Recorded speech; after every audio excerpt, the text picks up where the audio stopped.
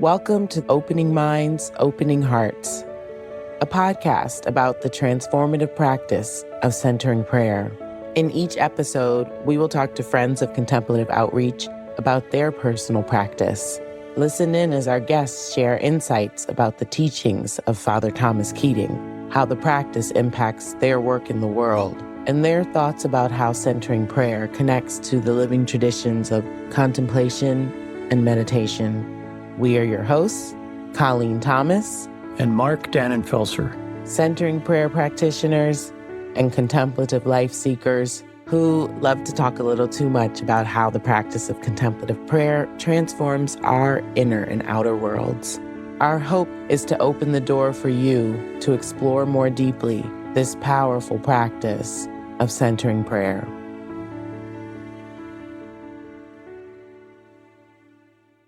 Welcome to Season 4 of the Contemplative Outreach podcast, Opening Minds, Opening Hearts. I'm your host, Mark Dannenfelser. And I'm your other host, Colleen Thomas. Good to see you again, Colleen. Always, Mark. Always good to be with you. We've had so many good conversations already, really, for me, deep and inspiring conversations. And I think we're coming up on another one today. Yeah. And talk about deepening. We're actually going to take a pretty deep dive today. We've been having these conversations about healing the emotional wounds of a lifetime and the role of the shadow in centering prayer. In his teachings on centering prayer, Father Thomas spends a significant amount of time unpacking what is known in the Christian experience as our journey through the dark night. And he builds on teachings of the mystic John of the Cross, who coined this phrase, dark night. Sounds ominous.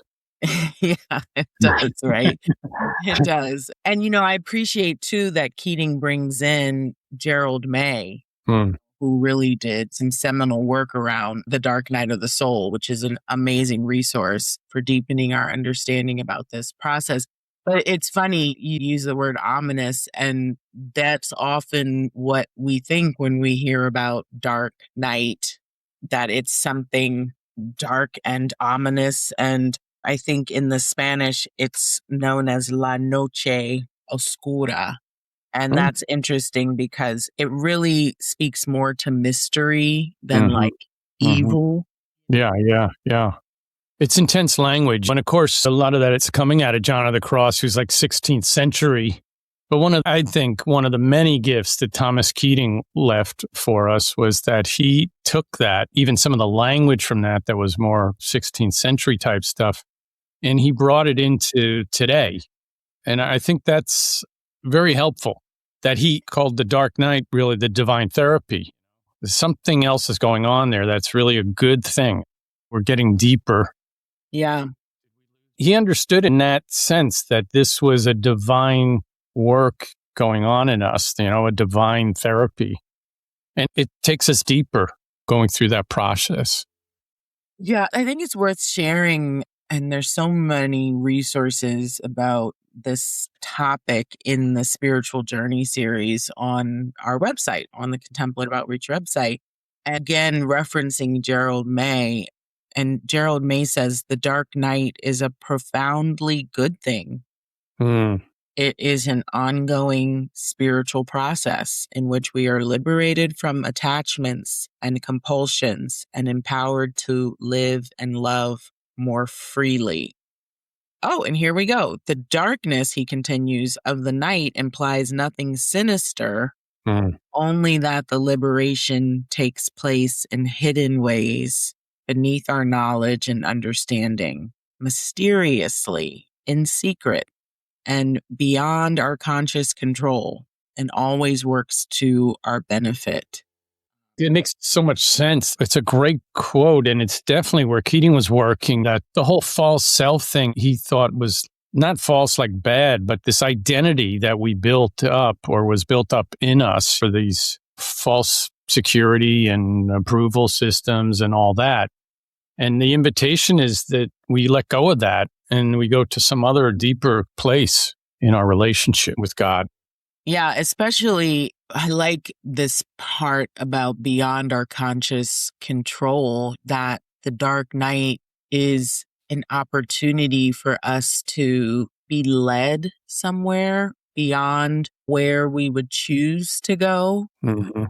And there is an aspect of this journey, the whole essence of surrender, really, that we give up control. And this whole conversation about healing, I think I'm becoming more aware that I have little to do with this healing process than to consent to it. Yeah. I'm still learning that. I get it about giving up control. It's just that I want to control giving up control, like you start to realize that letting go sounds easy in a way, or letting God take over, but it's, for me anyway, so conditioned. Of course. Of course. And that's the whole practice. That's why we keep Yeah. practicing centering prayer, so that we can just continue to practice letting go of our attachments in our 20 minutes, one thought at a time, millions of opportunities to attach. And we say, yes, I will remain here. Yeah. And just the willingness to actually sit for 20 minutes is the beginning of that. To sit in silence that's beyond working it all out. And then all the distractions start to fall away. And then it's just you and God and the rest of the world, I guess. But Yeah, absolutely. our guest today is somebody who can really shed a lot of light on some of what we've been talking about. So I'm anxious to introduce our listeners to Lawrence Hamilton, who was introduced to centering prayer while serving time at Folsom State Prison in California in 2009.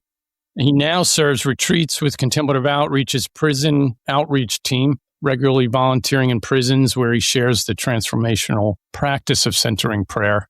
He's a frequent presenter at Contemplative Outreach conferences, and for good reason. Lawrence was also featured in this, what I think, riveting 2021 documentary entitled Holding Still. It was a collaboration by Prison Contemplative Fellowship and Catholic Prison Ministries. And it's all about really the healing power of centering prayer, and in this case, specifically in correctional facilities. Lawrence is also a father, a grandfather of 13, and a great-grandfather of 7. That sounds like a lot of work and wonderful. He's also a 12-step sponsor, and he's active right here in my hometown here in the Atlanta community, where he's been residing since 2021. So welcome, Lawrence. Thank you for having me. It's a pleasure. So good to have you and to see you again. Yes, it is. It is. Last time I saw you was in Atlanta, I think 2 years ago now, for the global conference. Yeah, that was great too. It was. So, Lawrence, as we begin today in this conversation, well, we've already begun in the conversation, but up front, we like to ask all of our guests if you would just spend a couple minutes just telling us about how you specifically came to the practice of centering prayer. And we'll say more about this as we go, but you could also say a little bit about how that practice has impacted you, maybe even in light of this overarching theme that we have this season of the divine therapy. But start with telling us, how did you come to centering prayer? Well, my life had really got frustrating. I was addicted to drugs, alcoholic, and my oldest son got murdered in Oakland in 1995. And it sent me into the deepest, darkest depths. All I could do was think vengeance. Luckily, because of God, I wasn't able to enact all the vengeance that I had in my mind to enact, but I did end up in prison with a 20-year sentence. And at 55 years old, that was horrifying. It was like, this is the end of my life. I was so depressed. And as I started walking the yard and meeting people, I met a guy there, Harold. He's still incarcerated, but he had 153 years. And for the life of me, I couldn't figure out how someone with 150 years could be so peaceful, so calm, so open. As I started walking and talking with him, I actually followed him into the Greystone Chapel, where I met a guy, Ray Leonardini, who was facilitating the center in prayer. And he said something that I've never forgotten. He said, an intimate relationship with God. I was like, wow, because sometimes we always think we have a relationship with God. You know, God is the guy you pray to, that you don't get caught or that you get what you need. But the intimate, just being in God's presence.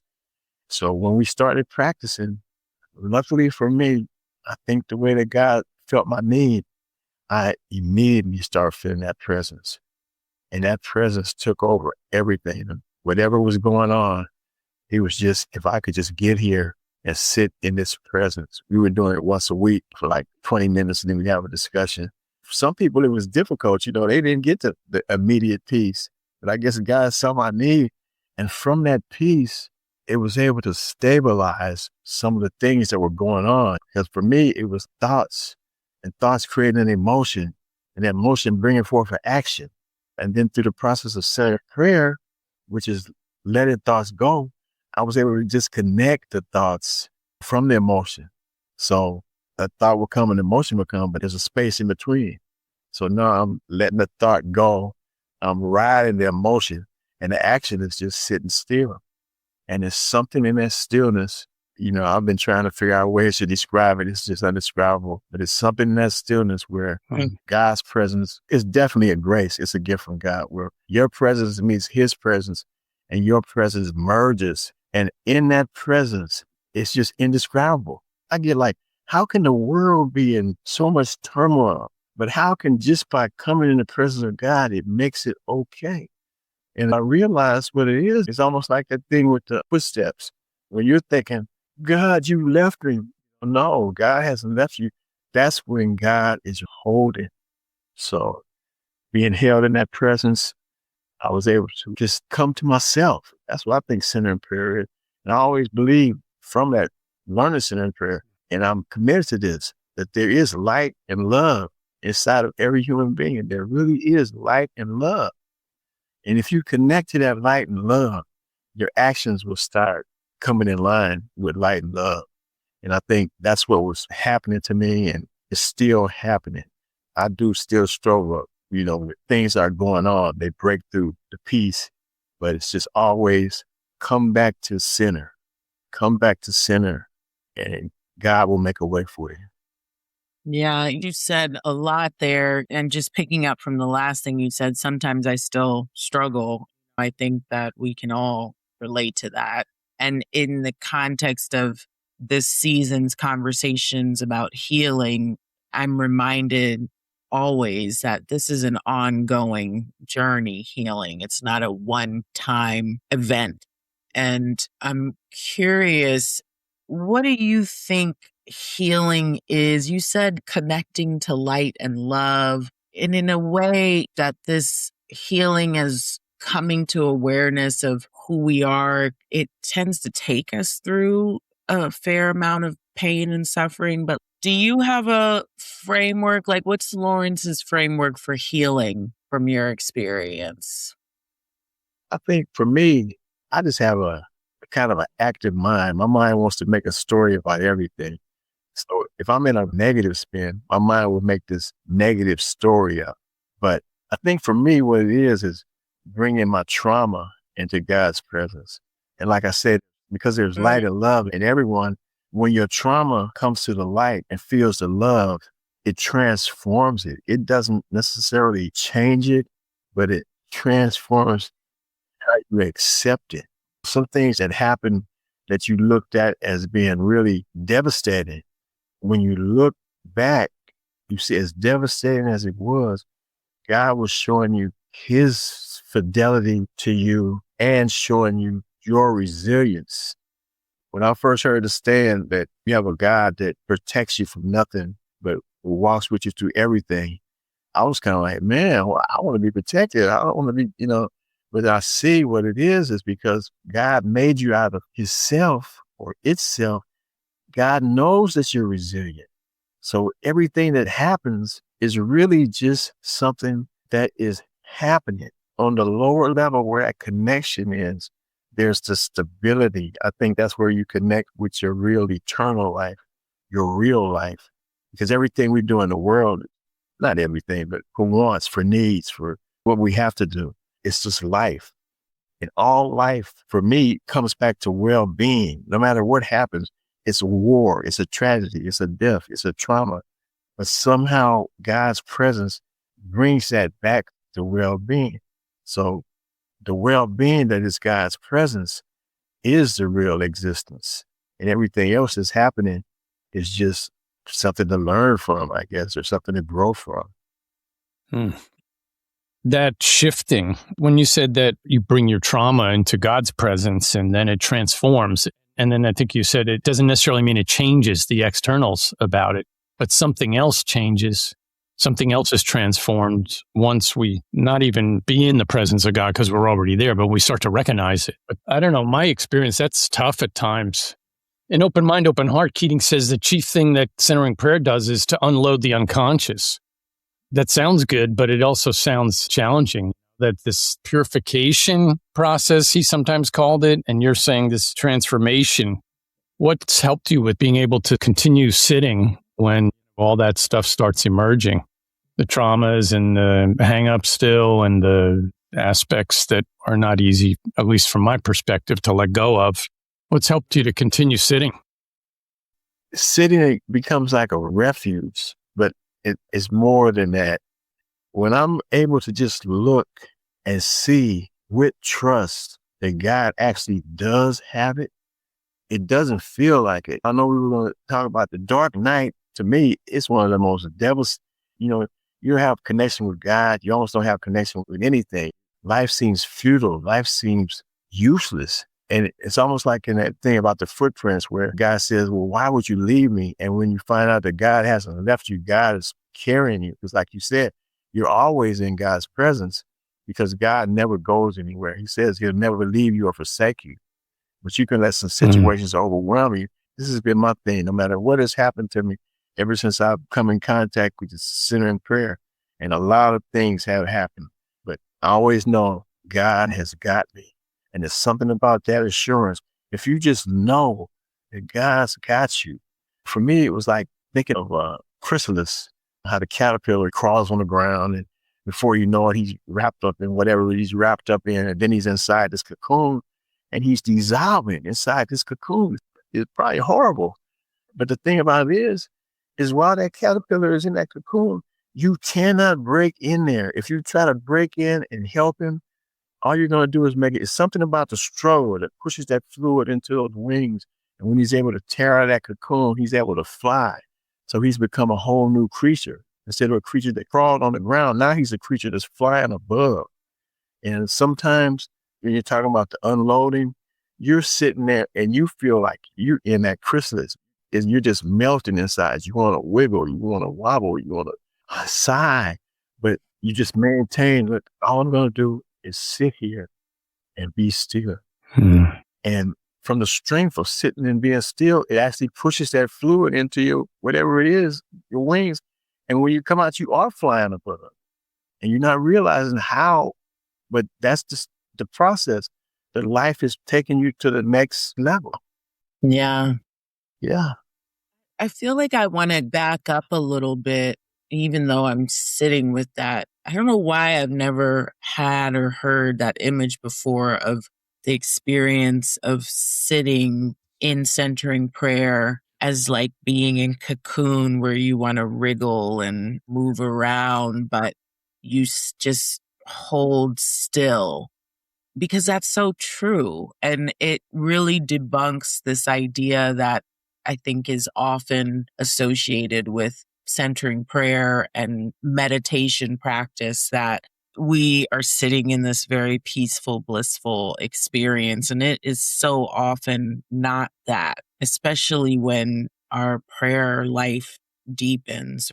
But something you said earlier too, Lawrence, when you talked about how you came to centering prayer and how you came to Folsom and saw the chapel. But just before that, you said life had become so frustrating.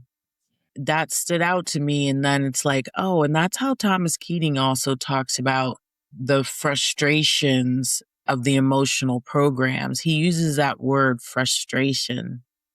And it's really difficult to talk about the dark night as a stage of our spiritual journey, because there's background teaching to this.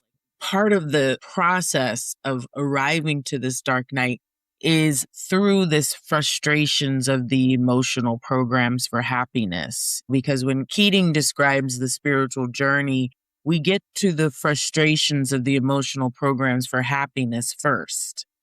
And I feel like before we continue and really open up this conversation about the dark night, can you share a little bit about life before centering prayer that gives some story to life had become so frustrating?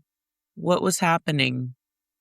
I think I was just wrapped up into the circumstances of my life. I grew up in Oakland in the ghetto, and, this alcoholic, drugs, you're involved in that environment. And next thing you know, you're in criminal behavior. So it's like the thought will come, the emotion will come, and then here comes the action. And while we were sitting in prison, I always tell everybody, we're not in here because of our thoughts and our emotions. We're in here because of our actions. And it's something about that last part, holding still. If you can withhold your actions long enough, I do want to say it's almost magical. God fixes it. And it doesn't fix it according to our emotional program for happiness. We want safety and security. We want power and control. And it's almost like we've said, I need these things to be happy. I need these things to be fulfilled. But when Jesus said the kingdom of heaven is within, when you go in that place, you get that fulfillment right there. And that's where the fulfillment is. So then when you're out into the world, you're already happy. You're already okay. And you don't really need anything to make you okay. God's got you. And God will take care of you through everything that happens in your life.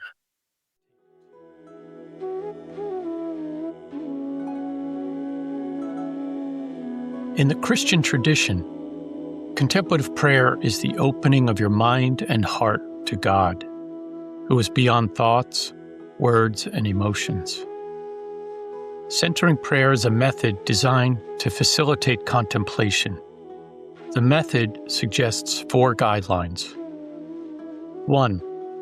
Choose a sacred word as the symbol of your intention to consent to God's presence and action within you. 2. Sit comfortably and relatively still. Close your eyes or leave them slightly open and silently introduce your sacred word. 3. When you notice you have become engaged with a thought, simply return ever so gently to your sacred word. And 4. At the end of the 20-minute prayer period, let go of the sacred word and remain in silence for a couple of minutes. The additional time invites you to bring the atmosphere of silence into everyday life.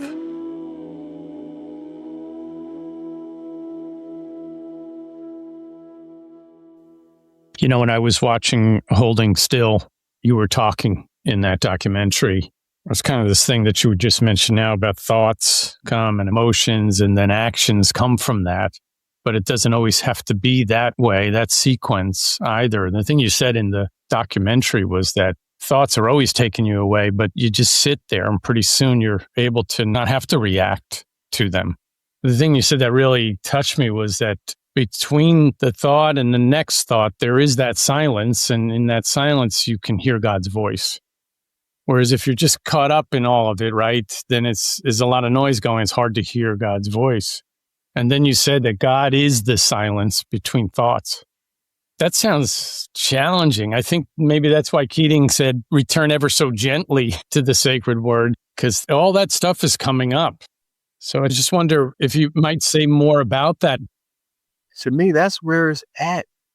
Because I'm still subject to my own criticisms and recriminations about, look at you. You used to be a hardcore person. Now you're a big old teddy bear and a big old softie, And I know some people are big teddy bears and big softies, but I actually enjoy it. But it's just that when you're sitting in silence, there's no judgments. There's no right or wrong. You're just there. And for me, life is naturally buoyant. It's like the cork analogy. there's a cork, and those thoughts, those emotions are holding that cork down. So you don't have to do anything except let those thoughts go.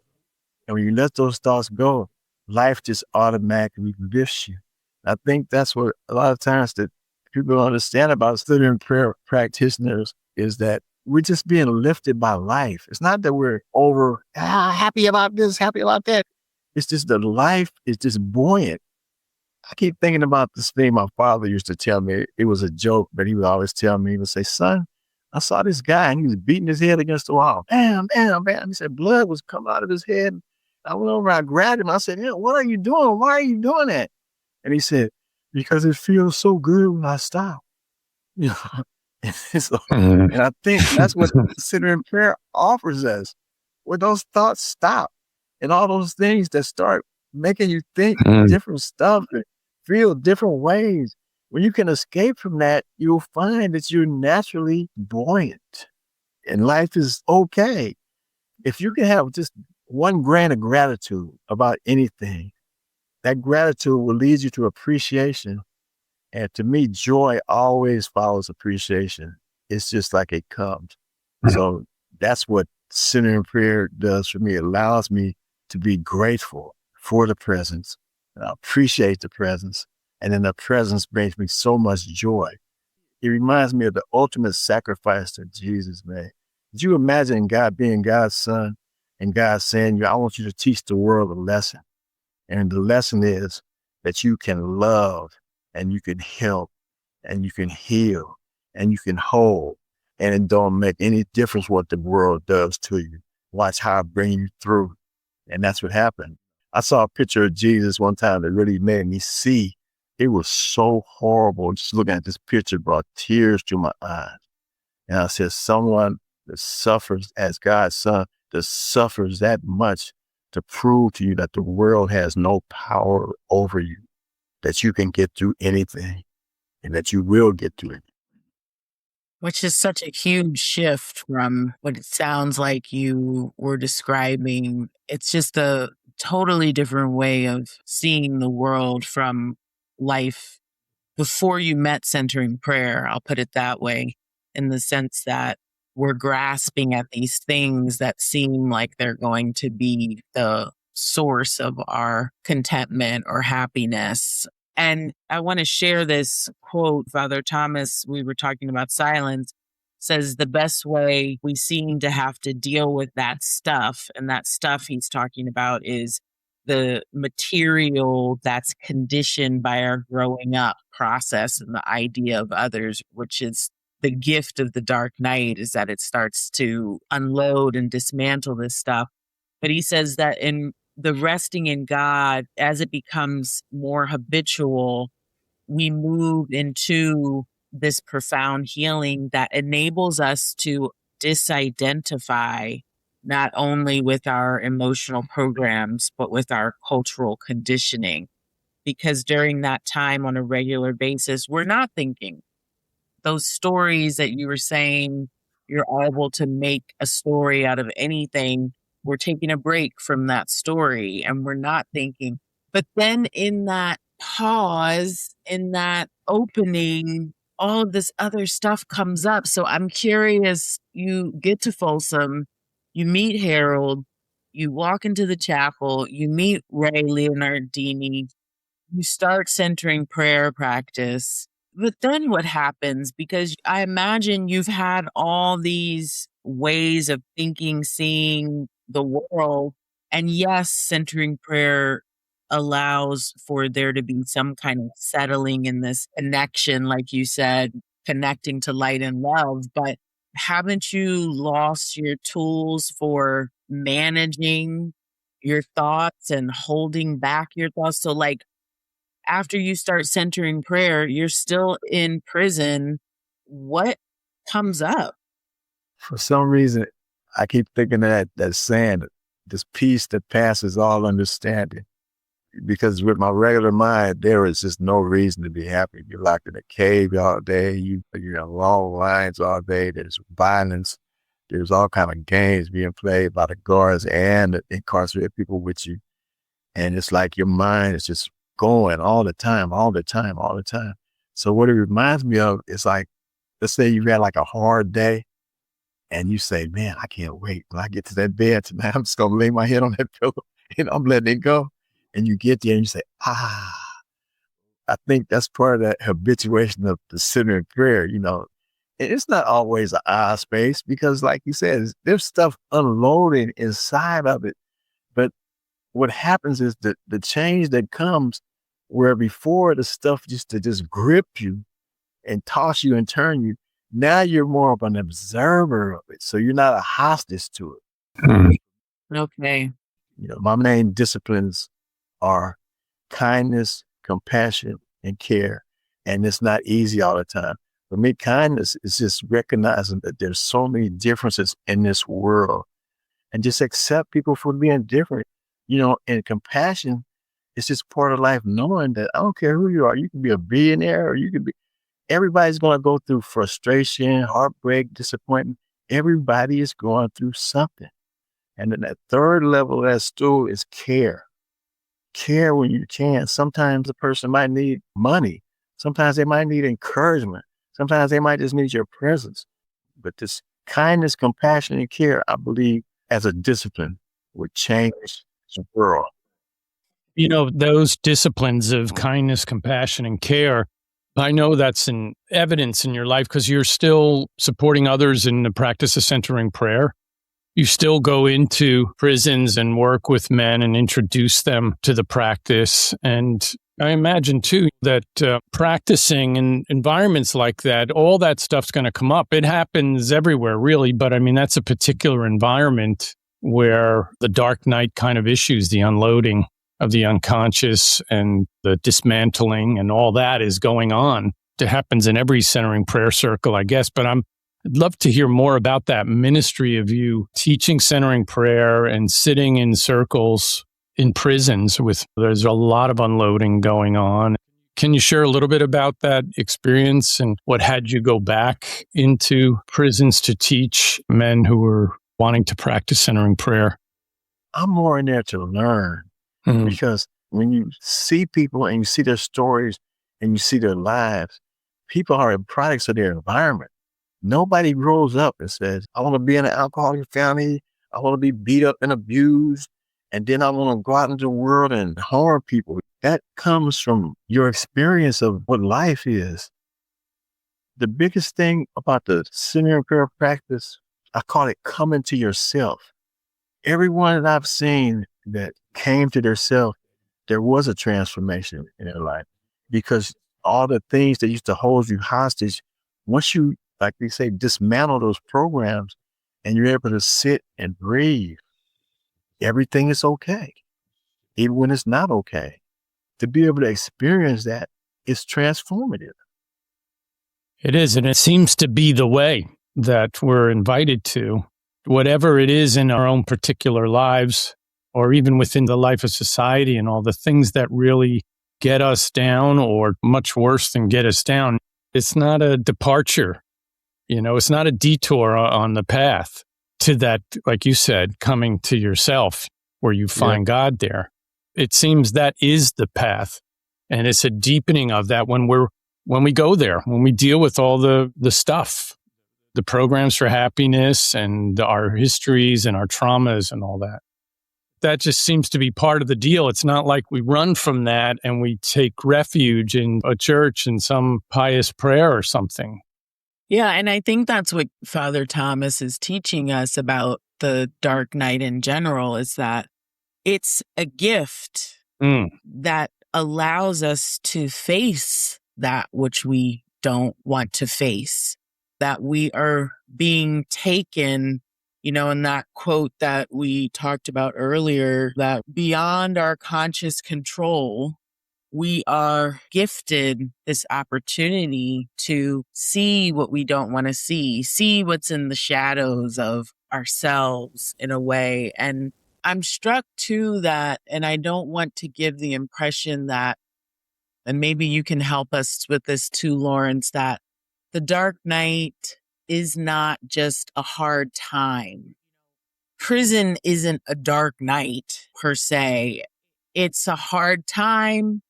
It's a place where no one wants to go, and I don't want anyone I love or even don't love to be. But in and of itself, having an experience of incarceration isn't the dark night. So, how do you see the relationship between prison incarceration and the dark night? Are those different for you? You know, sometimes you wake up and you actually can feel God. And it's just, you just feel so good. Yeah. But then there's times when you can't feel God. Yes. That's why it's a learned experience, because God isn't based on your feelings or your emotional program of habits, or if you're getting your needs met or not. No matter what you feel, God's got you. So the other side of that is, even when I didn't know that God had me, God had me, and God has my best in store. Yeah. Yeah.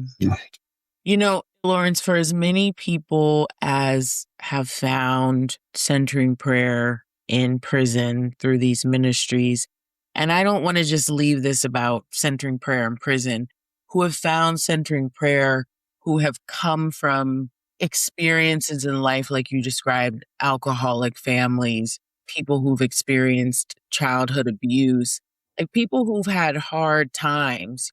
Often trauma can make entering into silence really difficult, and people resist it. You're going into the prisons. I'm sure as many people show up to do centering prayer, there are even more that are like, I don't want to have anything to do with this. What challenges are you seeing in integrating and bringing centering prayer into marginalized communities? What's the barrier for some? I think the barrier is, a lot of people really think that it'll make you passive, too passive. Mm. You'll be like a sheep. And it's almost like with Jesus and Barabbas. Jesus was preaching love and he was preaching kindness. But the people were desperate because at times they wanted somebody to get these people's feet off your neck. They wanted that revolutionary guy. And I think that's what a lot of folks want, is that change, that upheaval. But I don't think it comes from necessarily the violent change and upheaval. It's the gentle underneath that's rising to the surface, the kindness and compassion, the love that overcomes all the hate, that rises up and takes control. Yeah, there's such an appeal to the ways of the world. And this path is just so counter to so much that it isn't always attractive. In times of divisiveness, the easier way seems like, oh, just pick a side because everybody else is picking a side. But the contemplative in me is like, I can't pick a side when I'm on both sides, because there are no sides. And I don't mean I'm on both sides in the sense that I agree or disagree or hold same beliefs, but in the context of this awareness of being one, there isn't a choice to make. But that is such a mystical mindset that offering people who have been hardened by the world's misery and misfortune, offering this soft way of kindness and compassion, I could see how there would be some skepticism there. You know, how is this going to protect me? How is this going to get me? How am I going to be able to acquire all the things I feel like I haven't had? Power, control. Why would I go the path of surrender or dissent? Mhm. For me, it was a shift, and it was a hard shift, because remember they have this term which called speaking truth to power or something like that. I think it's Mhm. called. Mhm. And so what we see is that power does not care about truth.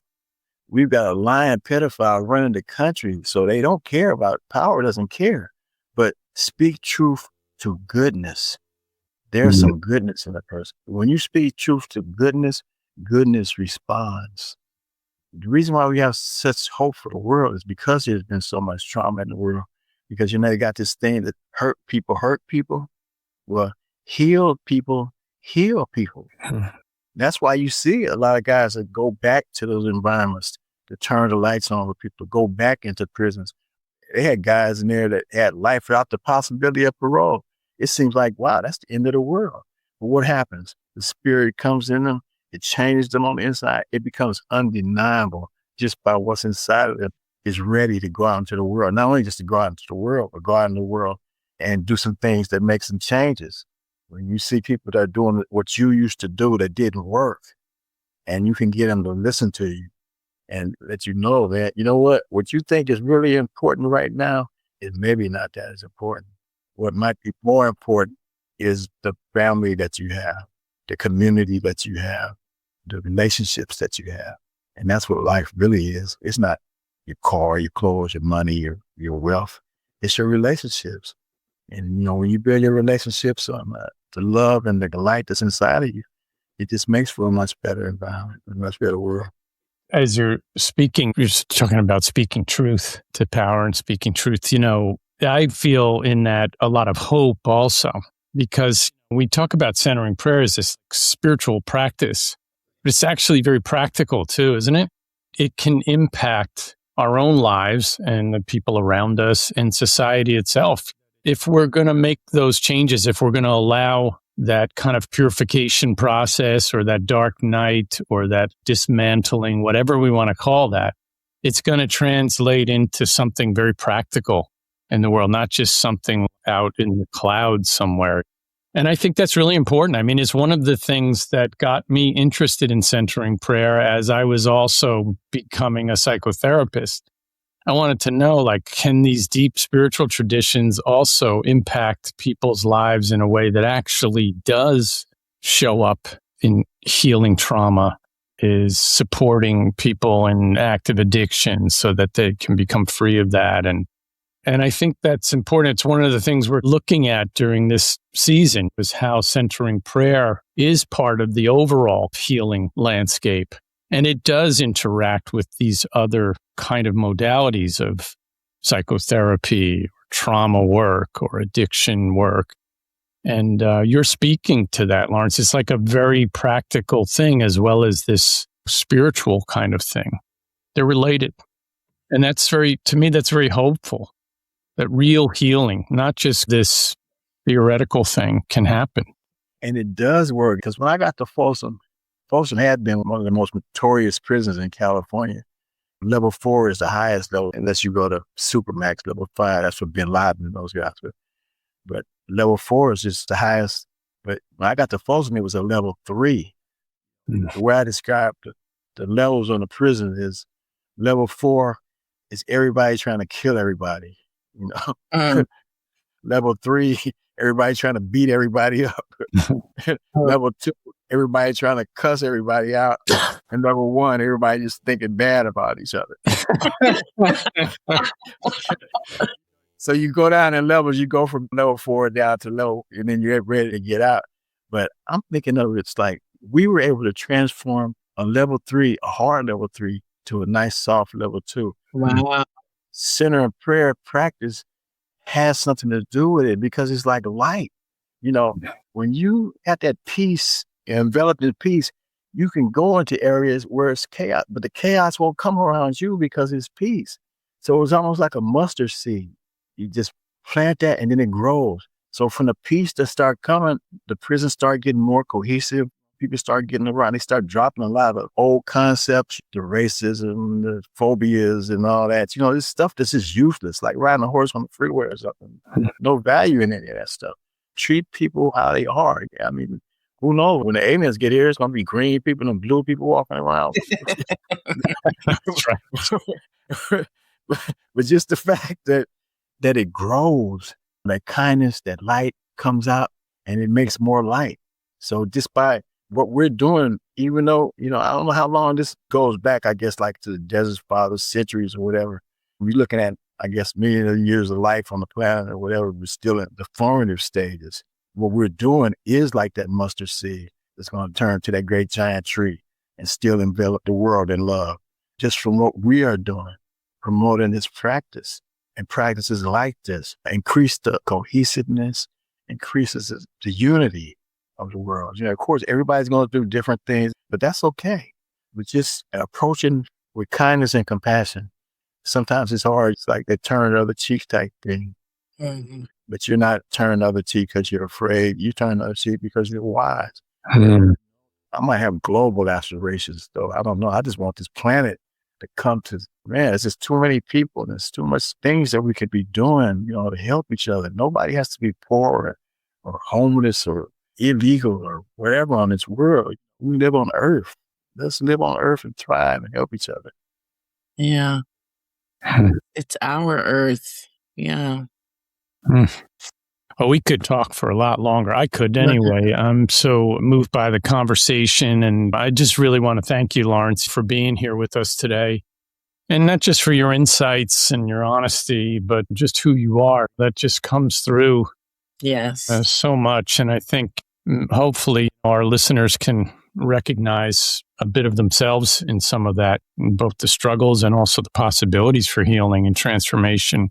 For me, there's something very powerful about being in conversation around centering prayer and reflecting on the practice, and not just as a theory, but as the lived experience and what that really means to us. Yeah. And you've really shed light on that for me today. So I'm really grateful for your presence here with us. Thank you.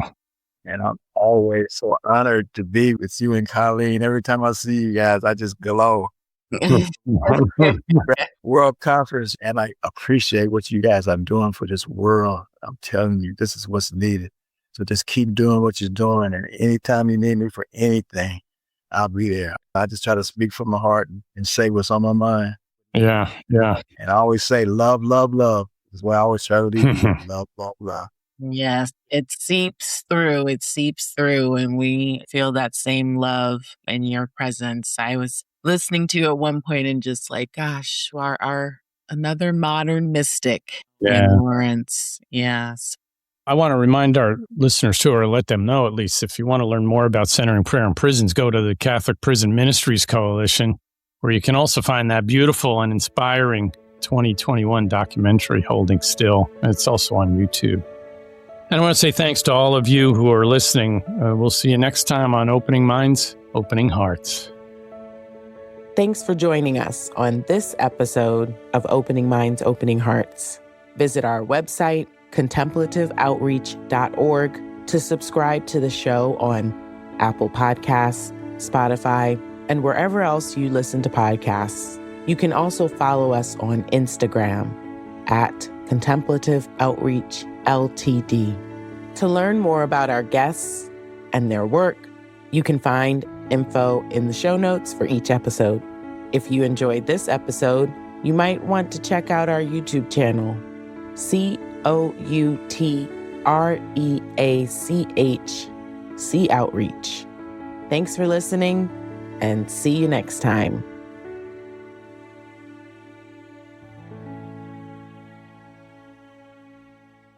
Season 4 of Opening Minds, Opening Hearts was made possible in part by a grant from the Trust for the Meditation Process, a charitable foundation encouraging meditation, mindfulness, and contemplative prayer. We are extremely grateful for their support and would be grateful for any additional support that you as a listener might offer.